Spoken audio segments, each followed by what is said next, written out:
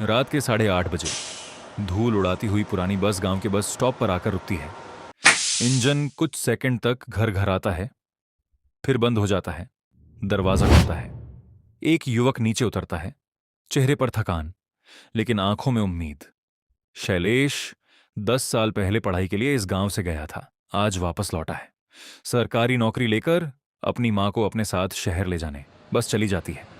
उसके जाते ही सड़क पर अजीब सा सन्नाटा छा जाता है। शैलेश चारों तरफ देखता है। वही टूटी हुई चाय की दुकान, वही पीपल का पेड़, वही मंदिर का ऊंचा शिखर, सब कुछ वैसा ही है, बस कुछ अलग है। गांव असामान्य रूप से शांत है। दूर खड़े दो आदमी उसे देखते हैं, धीरे धीरे उसकी ओर बढ़ते हैं। बेटा, किसके घर जाना है? शैलेश हल्की मुस्कान के साथ जवाब देता है, मैं शैलेश, लिली बेन का बेटा। दोनों आदमी एक पल के लिए चुप हो जाते हैं, एक दूसरे की तरफ देखते हैं, जैसे कोई पुरानी बात अचानक याद आ गई हो। तभी पीछे से एक भारी आवाज आती है। शैलेश। एक बूढ़ा आदमी आगे आता है। उसकी आंखें गहरी हैं, जैसे बहुत कुछ देख चुकी हो। शैलेश उसे पहचानने की कोशिश करता है। काका। बूढ़ा पास आकर उसे ध्यान से देखता है। 10 साल बाद याद आई इस गांव की। शैलेश थोड़ा संकोच में। पढ़ाई, नौकरी, सब में समय निकल गया काका। बूढ़े के चेहरे पर हल्की सी अजीब मुस्कान आती है। वो धीरे से पूछता है, तू सीधे माँ के पास जाएगा? हाँ। क्यों? बूढ़ा कुछ पल चुप रहता है। हवा अचानक थोड़ी ठंडी हो जाती है। वो धीरे धीरे बोलता है, 10 साल पहले इस गांव में बहुत गलत हुआ था बेटा। शैलेश का चेहरा गंभीर हो जाता है। क्यों? क्या हुआ था? बूढ़ा जवाब देने ही वाला होता है कि मंदिर की घंटी अचानक जोर से बज उठती है। 1 बार, 2 बार, 3 बार। शैलेश चौंक कर मंदिर की तरफ देखता है। घड़ी टॉवर पर सुई 8:59 दिखा रही है। गांव के लोग अचानक जल्दी जल्दी अपने घरों की तरफ बढ़ने लगते हैं। दुकान वाला अपना आधा खुला शटर गिरा देता है। एक औरत अपने बच्चे को खींचकर अंदर ले जाती है। ये घंटी क्यों बज रही है? पूजा तो खत्म हो चुकी होगी। बूढ़ा अब गंभीर हो चुका है। बेटा, सवाल बहुत है पर जवाब सुबह मिलेंगे। अभी क्या हुआ है काका? घड़ी 9 बजे पर टिक करती है। घंटी आखिरी बार गूंजती है। पूरा गांव एकदम शांत। बूढ़ा धीमे लेकिन साफ शब्दों में कहता है, 9 बजे के बाद इस गांव में सिर्फ वो चलते हैं जो अब जिंदा नहीं है। शैलेश हंसने की कोशिश करता है। काका, मजाक मत कीजिए। बूढ़ा उसकी आंखों में देखता है। मैं मजाक नहीं कर रहा। घर जा, दरवाज़ा अंदर से बंद कर लेना और चाहे जो सुनाई दे बाहर मत निकलना। कुछ सेकंड दोनों एक दूसरे को देखते रहते हैं। फिर बूढ़ा मुड़कर चला जाता है। सड़क खाली, हवा रुक सी गई है। शैलेश अकेला खड़ा है। दूर मंदिर का शिखर अंधेरे में दिखाई दे रहा है। वो धीरे धीरे अपने घर की ओर चल पड़ता है। कैमरा पीछे से उसका पीछा करता है। सन्नाटा। शैलेश अपने घर के सामने आकर रुकता है। दरवाजा हल्का सा खुला हुआ है। वो एक पल के लिए ठिठकता है। माँ। कोई जवाब नहीं। धीरे से दरवाजा धकेलता है। किवाड़ की हल्की चर्रर की आवाज अंधेरे में गूंजती है। अंदर कदम रखते ही उसे एक अजीब सी परिचित खुशबू आती है। हल्दी, मिट्टी और पुराने घर की दीवारों की गंध। घर वैसा ही है, साफ, सजा हुआ, जैसे कोई रोज झाड़ू लगाता हो। आंगन के कोने में दिया जल रहा है। लौ बिल्कुल सीधी, बिना हवा के भी। शैलेश के चेहरे पर उलझन उभरती है। 6 महीने पहले।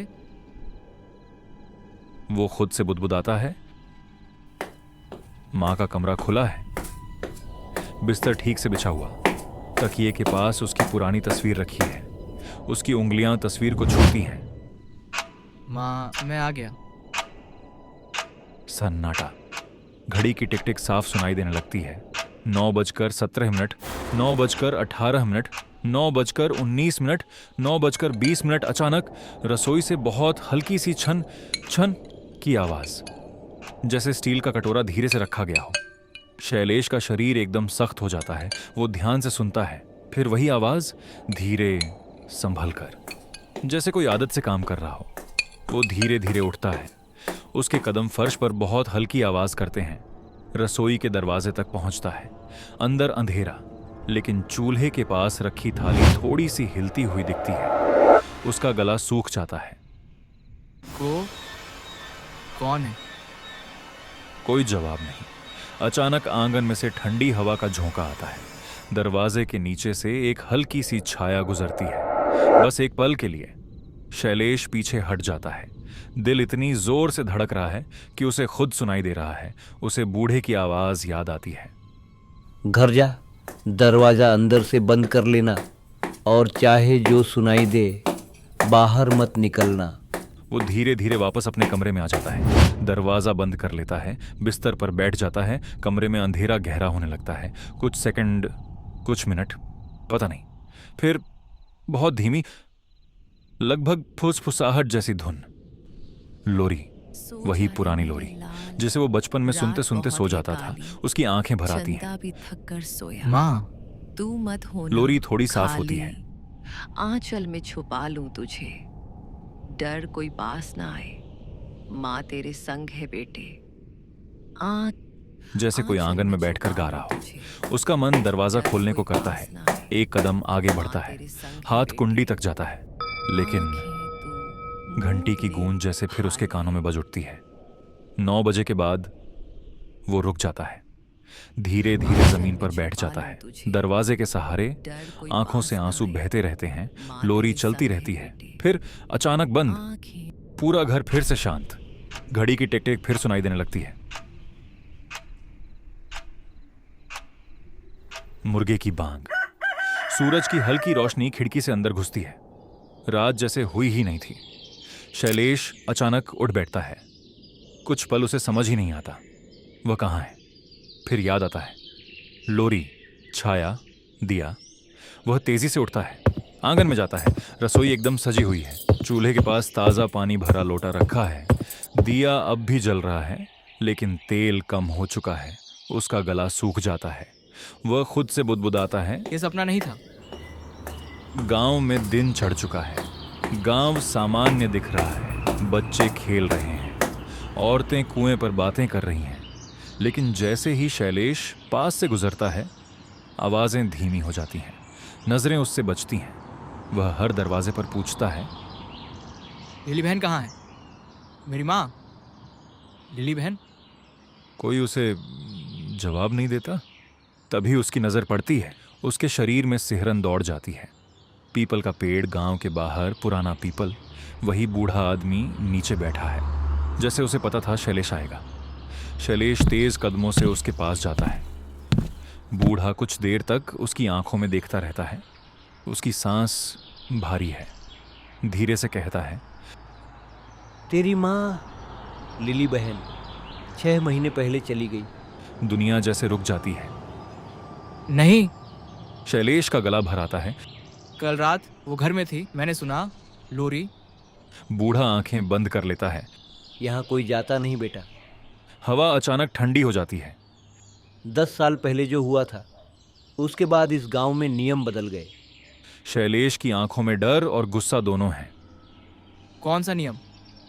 रात 9 बजे से सुबह 6 बजे तक ये गांव हमारा नहीं रहता।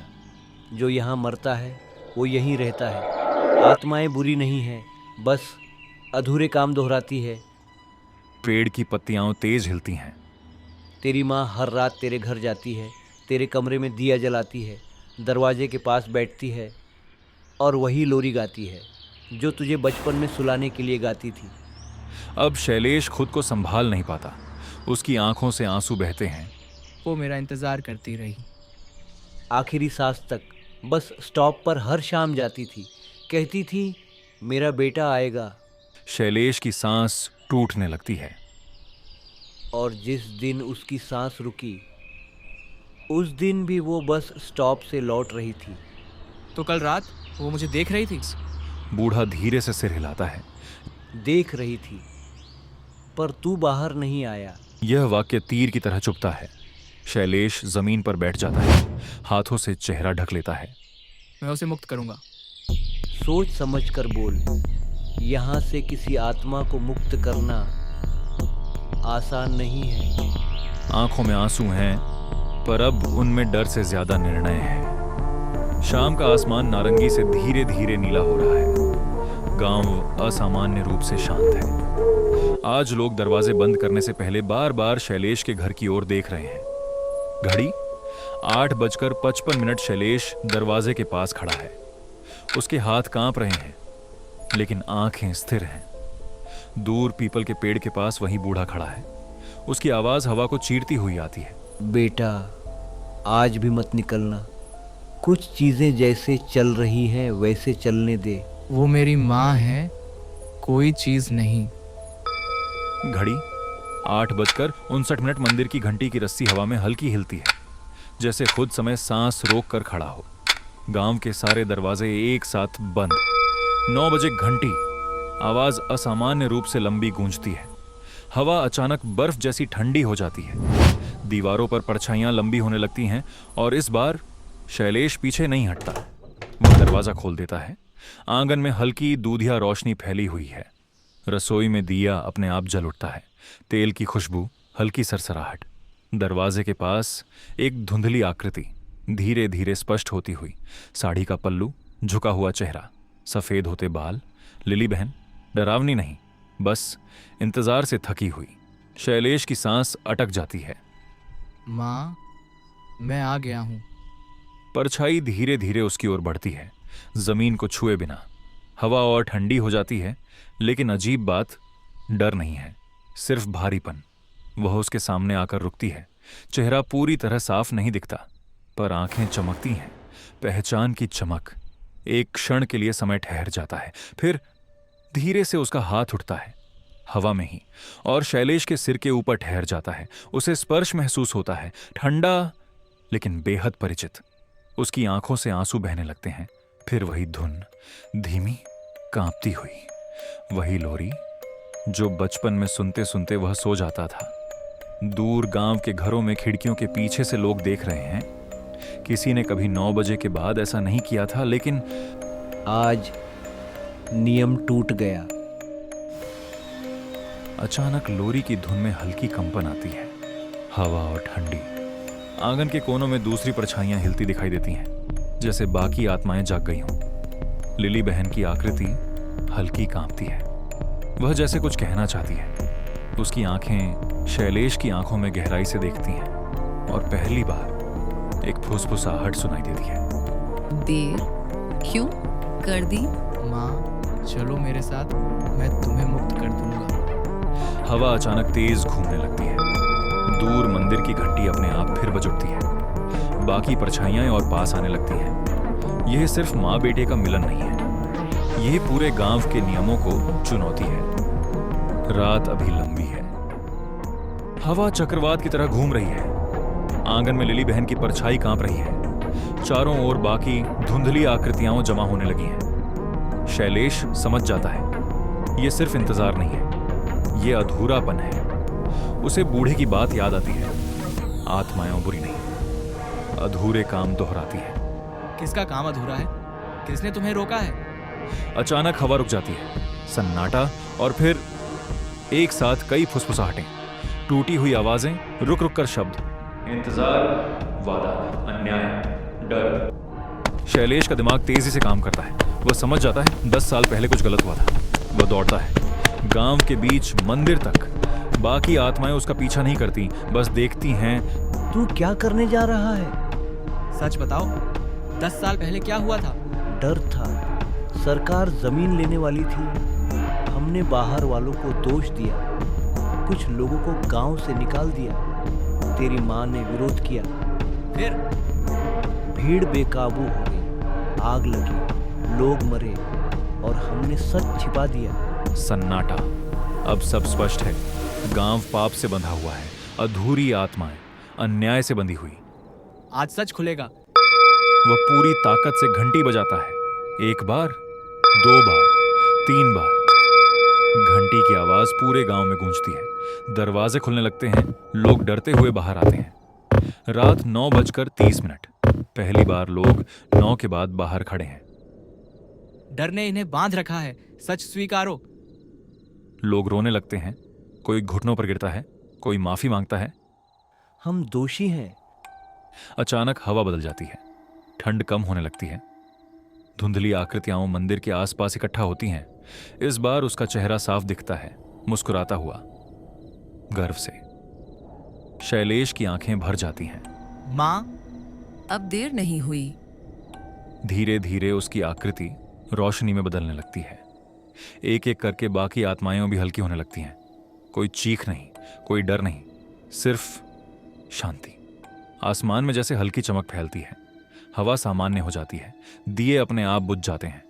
रात 9:45 गांव खड़ा है, डर के बिना। उस रात के बाद उस गांव में फिर कभी कोई आत्मा नहीं भटकी।